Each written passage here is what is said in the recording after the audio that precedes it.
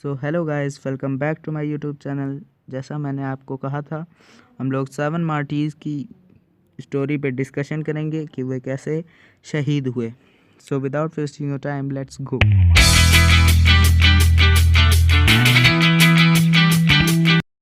8 अगस्त 1942 हमारे देश के लिए बहुत ही ऐतिहासिक दिन है।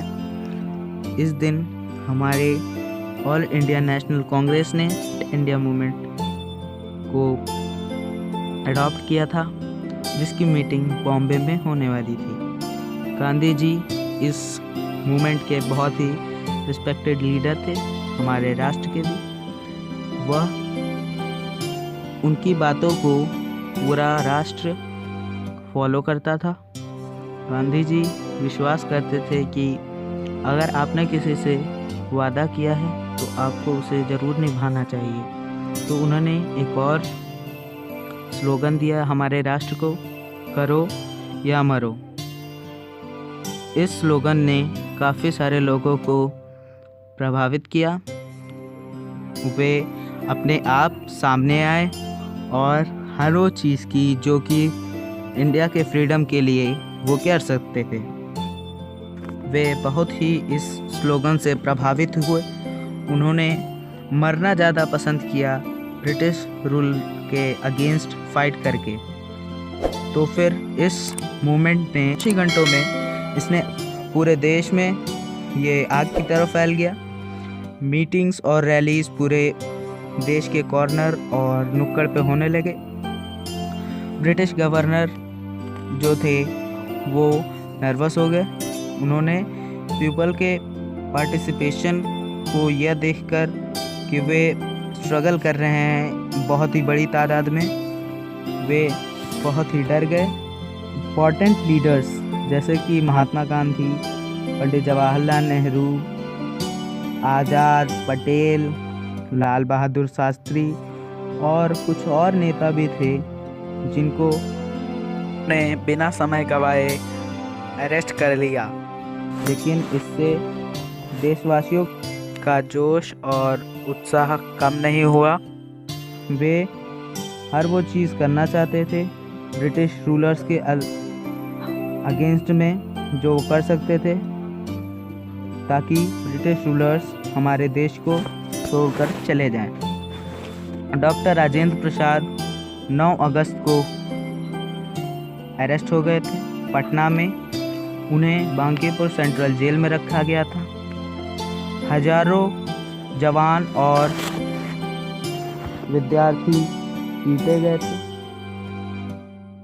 जवानों के साथ अलग अलग जगहों से अरेस्ट किए गए।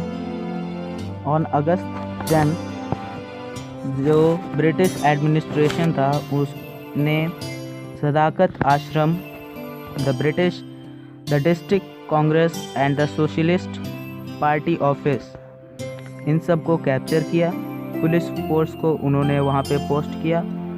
जैसे जैसे ब्रिटिश गवर्नमेंट इस मूवमेंट को ख़त्म करने की कोशिश करने लगी, यह मूवमेंट के लोगों का गुस्सा और बढ़ता गया। Students of Patna medical college ने यह फैसला लिया कि वे अपना झंडा तिरंगा अपने कॉलेज बिल्डिंग के टॉप पे होस्ट करेंगे। जो नेशनल फ्लैग था वो कोर्ट बिल्डिंग जो पटना सिटी में था वहाँ भी होस्ट किया जाना था। पूरे बिहार में रेड अलर्ट इशू हुआ था।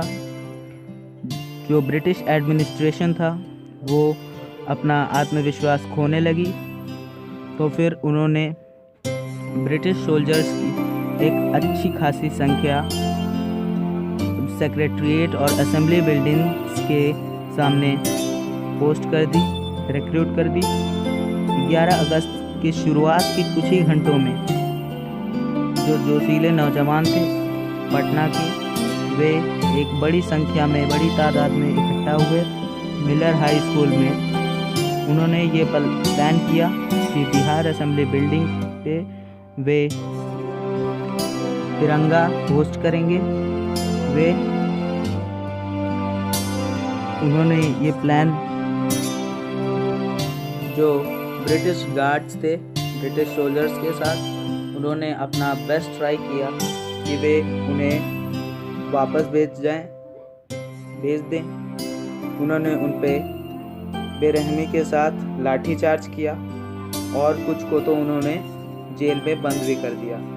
लेकिन क्राउड ने अपने गोल को मैनेज करके हजारों जवानों ने मेन एंट्रेंस पे एंटर किया बिहार असेंबली के सामने। मिस्टर WG आर्चर, जो कि उस समय DM थे पटना के, वो उन्हें रोकने के लिए, नौजवानों को रोकने के लिए वहाँ पे खड़े हुए गोरखा जवानों के साथ। लेकिन उन नौजवानों के सामने, जोश के सामने कोई ना टिक सका। वे मेन बिल्डिंग के सामने दौड़ने लगे। वे अपने कार्य में सफल हुए। उन्होंने ब्रिटिश फ्लैग को हटा दिया असेंबली बिल्डिंग से और अपना तिरंगा लहरा दिया। वो ऐतिहासिक समय 2:15 दोपहर के 2:15 वो समय था जब ब्रिटिश सोल्जर्स ने फायर किया उन जवानों पे और नेशनल फ्लैग ले गए। जो कलेक्टर था वो अपना आपा ही खो बैठे इस हादसे के बाद। और उन्होंने, ब्रिटिश सोल्जर्स ने 7 नौजवानों को गोली मार दी। जो 7 नौजवान थे उन्होंने अपनी जान को न्यौछावर कर दिया अपने देश के आज़ादी के लिए।